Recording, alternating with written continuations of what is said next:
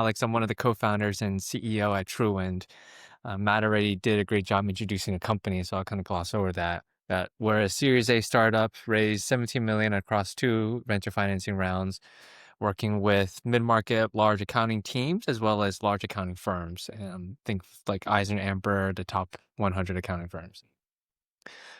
My background a little bit odd, perhaps. I was an aerospace engineer at Boeing, then spent some time investing at Renault and Nissan's corporate venture arm. I'm a second-time startup founder. First company, Blue Light, went through YC in winter 21, and then decided I liked YC enough, I gave them 10% of my company again the second time with Truewind in winter 23. And so that brings me to where we are today. So we're here to talk about all things agents and workflows and really try to unpack the difference between the two. So high-level agenda, I'm going to spend hopefully 10, 15 minutes just going through some slides, kind of get everyone on the same page as to what a agent is and what a workflow is. And then I'm going to pull up my screen and start doing things live. Those things are always a little bit tricky, but we're here to have fun. Let's see how that goes.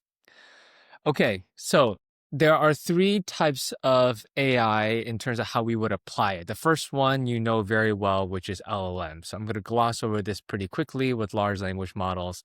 You as a user, you write an input, there's a limited context window, but your favorite LLM, whether it's ChatGPT, Claude, or Gemini, produces some sort of output. And so this interface you're probably all very familiar with at this point. But notice the question that I asked. When is my lunch meeting with Lily Musk? I don't have access to your calendar, so I can't see when that's scheduled.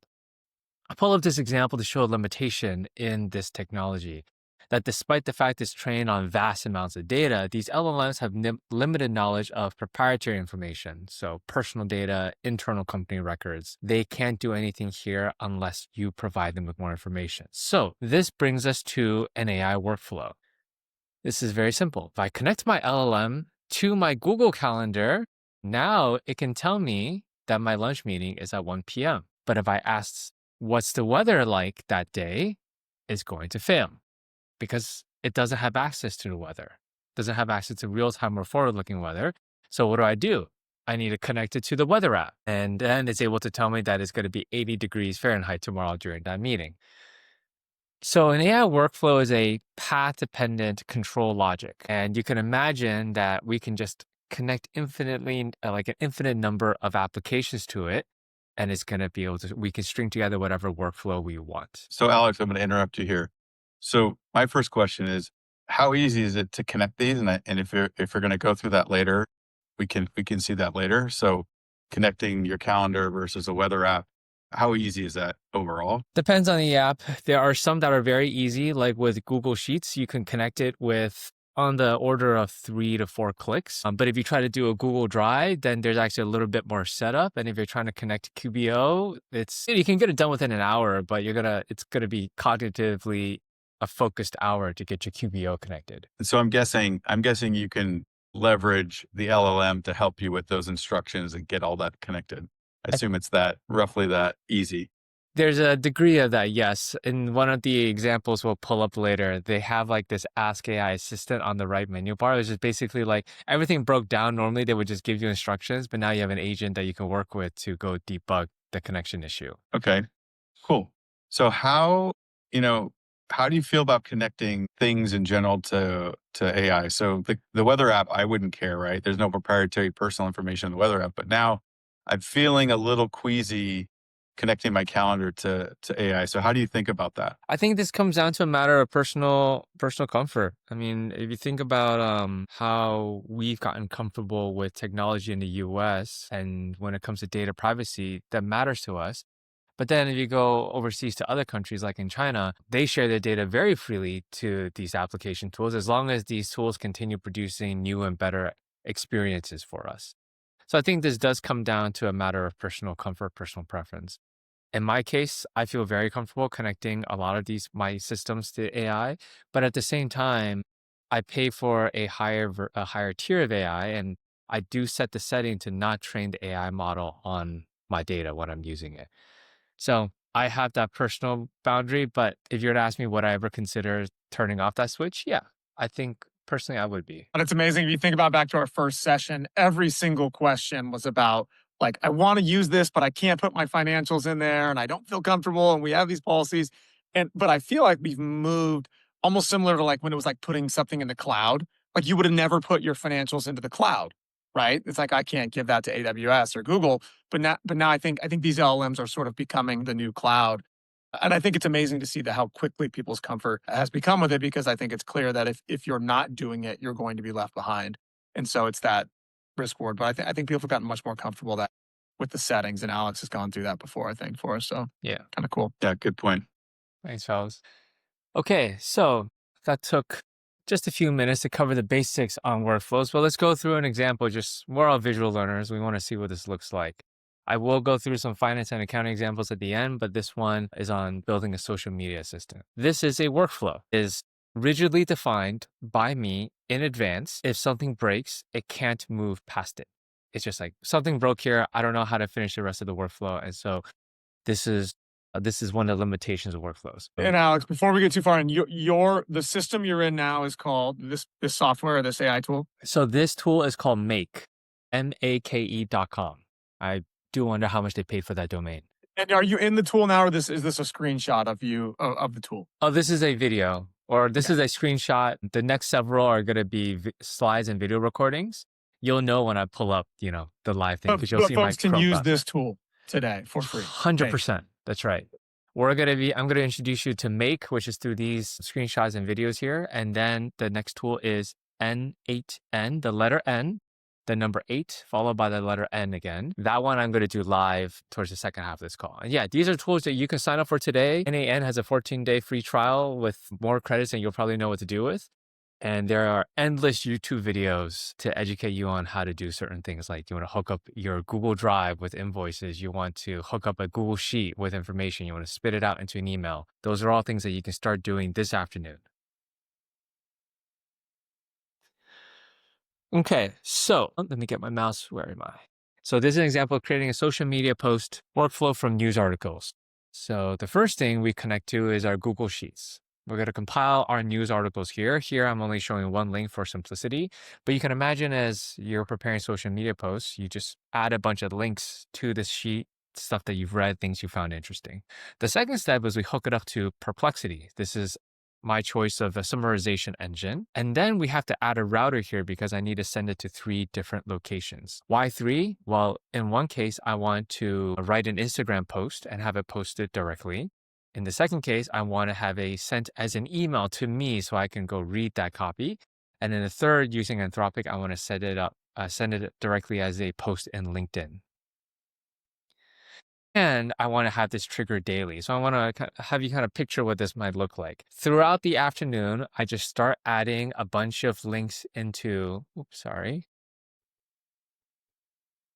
Throughout the afternoon, I start adding a bunch of links to my Google Sheets. And then as I do this, the AI is writing the summarization or summarizing the material, writing the copy, and then at 10:09 a.m. every day, it automatically triggers those posts rather than me having to read the articles, write the copy myself, review them, and then post them.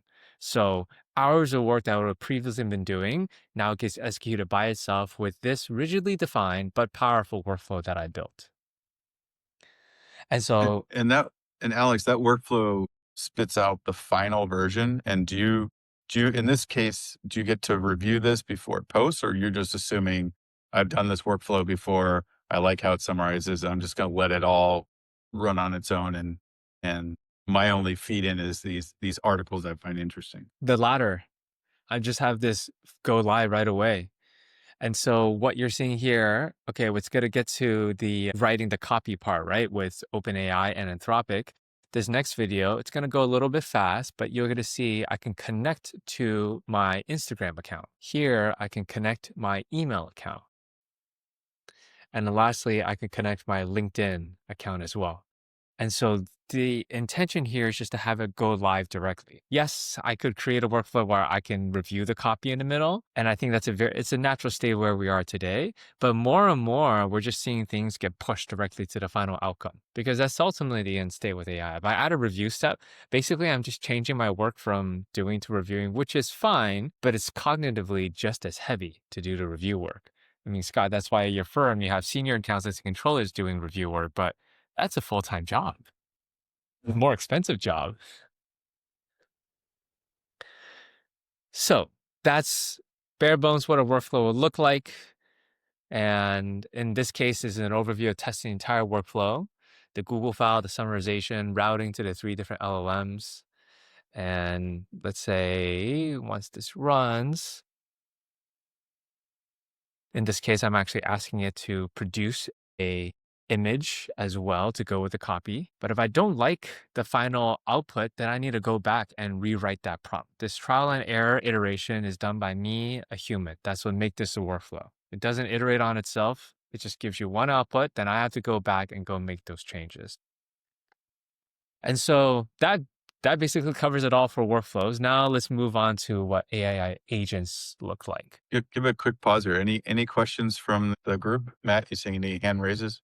I'm not, but I'm just thinking about like future stuff. So we got one from Mike. Let's see, Mike, allowed to talk. But yeah, as we're going through this, just think of we'd love to hear from you after this if you create any actual workflows. But I think Mike, you've got the mic. Oh, that's awesome. Thanks. So I guess what I'm missing is like what is the router in this? So I understand we're using Google Sheets for the initial tool. The router then will connect to the various, and then that routes through Perplexity. So you're connecting your Google Sheets to Perplexity. You're directing it there. Yes. How does it get to the router? Well, it all stays within this application. So within this application make, I'm going into Google Sheets and grabbing this information and I'm feeding into Perplexity, taking the output for Perplexity and bringing it back to this application, and then sending it to OpenAI and Anthropic. So everything stays within this page, Make. So Make is one of these no-code tools for you to build your workflow. So Make is the tool that's allowing all this to occur. That's exactly right. Yeah. Sorry, thank you. Got it, man. All right, we got one more. Go ahead. Looks like Agnieszka. We've got you're muted, but if you'd like to ask your question, go ahead.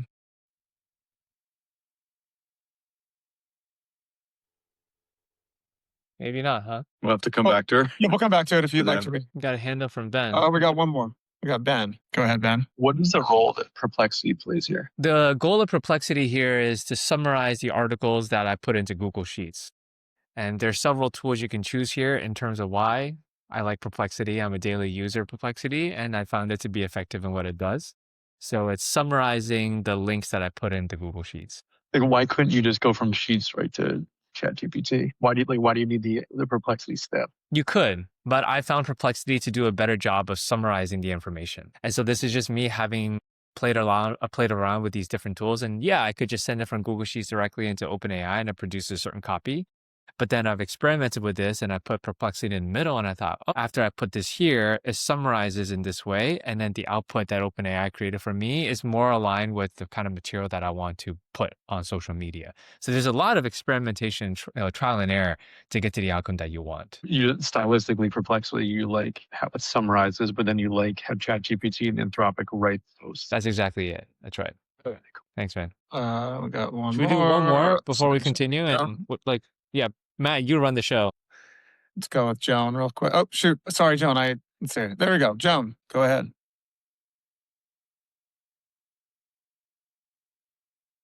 Joan, you might be on mute. Okay. I use Perplexity a lot. And one of the reasons is that they put footnotes to the source. So do those footnotes get taken off when you're pushing it out as a post? I wrote the prompt to take it out. Yes. Oh, okay. Thank you. Still got to prompt them to give them certain instructions, but that was really astute, Joan. Oh, let's get one more quick one. We'll go Sam and then make this the last one and we'll move on. Go ahead, Sam. Hi there. I'm not sure if you can hear me, but one quick question on this workflow depiction. Why didn't you need a router to interact with Perplexity in this step? Why didn't I need a router? Okay, I think I hear what you're saying. The way this tool is designed, I believe you can have one output link up to the next input, but I wanted to have it go to 3 different outputs. I just needed to add a router in here. So I think this is just a mechanism of make. Yeah, nothing profound in that. Cool. All right, let's move forward, Alex. It's been great. Sweet. All right, let's go ahead. So now we're going to start talking about agents. What I've been doing so far as a human decision maker with the goal of creating a social media post is I need to do two things. I need to reason or think about the best approach, compiling links, summarizing articles, writing the post. And then second, I have to take action using what tools? I needed to find the articles, link the articles in Google Sheet, use Perplexity for the real-time summarization, then write a prompt for Claude or OpenAI. What agents would do is reason through those steps. What is the right sequence that I should tackle? What are the right tools that I should use? What's the way that I can get to the optimal outcome that Alex is telling me in this task? So again, before I create a strict, rigid workflow, do this, then do this, then do this, an agent would say, I might start on step 3. Actually, that didn't work. I'm going to go to step 1 as you suggested. I'm going to go to step 2, go back to step 1, jump to step 3, and reason through all the possibilities. And so the very simple and crude example here, I'm going to compile links. Maybe it's going to say, should I use Microsoft Word? Probably not. That doesn't make sense. Maybe I should use Excel. But actually, Google Sheets connects to my Make account better. So Google Sheets would be the better outcome.